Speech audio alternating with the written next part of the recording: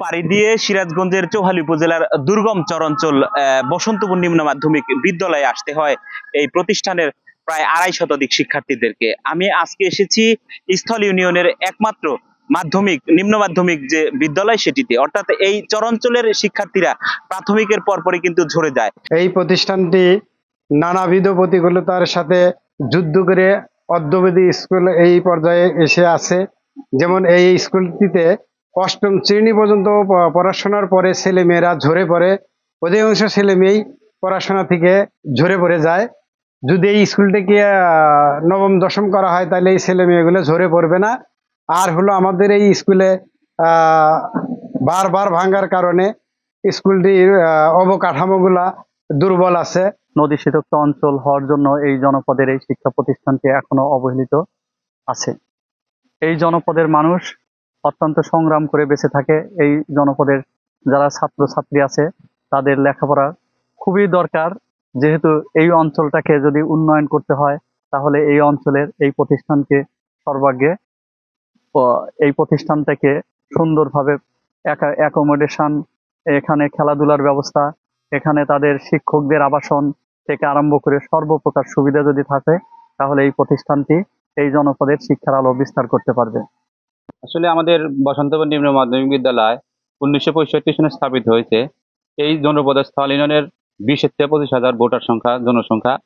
এই জনসংখ্যার মধ্যে একটা স্কুল আর একটা রিমোট এরিয়া। এই রিমোট এরিয়ার মধ্যে আমাদের যাতায়াত করা খুবই কষ্ট, নৌকায় যাতায়াত করতে হয়।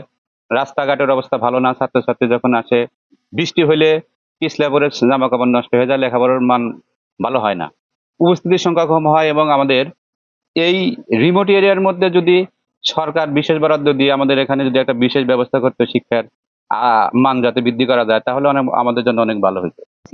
আমাদের এখানে আইসিটি ল্যাবের দরকার। আমরা যেহেতু আমাদের এখানে কারেন্ট আসছে, সেহেতু আমাদের স্কুলে আমাদের অনেক অভিজ্ঞ টিচাররা আছে আইসিটির পক্ষে। তাদের জন্য একটা ল্যাব দরকার যাতে আমরা সুন্দরভাবে আইসিটি সম্পর্কে জানতে পারি। লাইব্রেরি দরকার যাতে আমাদের এখানে গরিব দরিদ্রদেরকে আমরা এখান থেকে একটি বই দিতে পারি। আমাদের এখানে একটি বিজ্ঞানাগারের দরকার। যেহেতু আমাদের স্কুলে বিজ্ঞানের উপকরণ দেখানো হয়, তবুও আমাদের একটি বিজ্ঞানাগারের দরকার।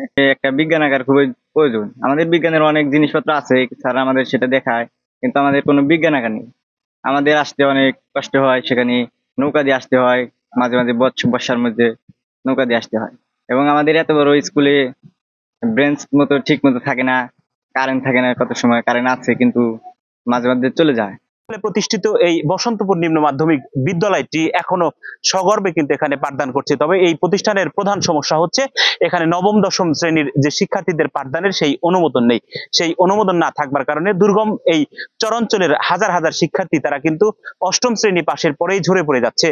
এই শিক্ষা প্রতিষ্ঠানের সংশ্লিষ্ট যারা রয়েছে তারা বলছে এই শিক্ষা প্রতিষ্ঠানের অবকাঠামো এবং সকল উন্নয়নের সাথে সাথে 9ম 10ম শ্রেণীর পাঠদানের অনুমোদনে সংশ্লিষ্ট যারা রয়েছে তারা কার্যকারী ভূমিকা রাখবে এবং সেই কার্যকারী ভূমিকার মধ্য দিয়েই এই দুর্গম চরাঞ্চলের শিক্ষার্থীরা পাবে তাদের স্বপ্নের যে ঠিকানা, সেই বসন্তপুর নিম্ন মাধ্যমিক বিদ্যালয় হবে উচ্চ মাধ্যমিক বিদ্যালয়।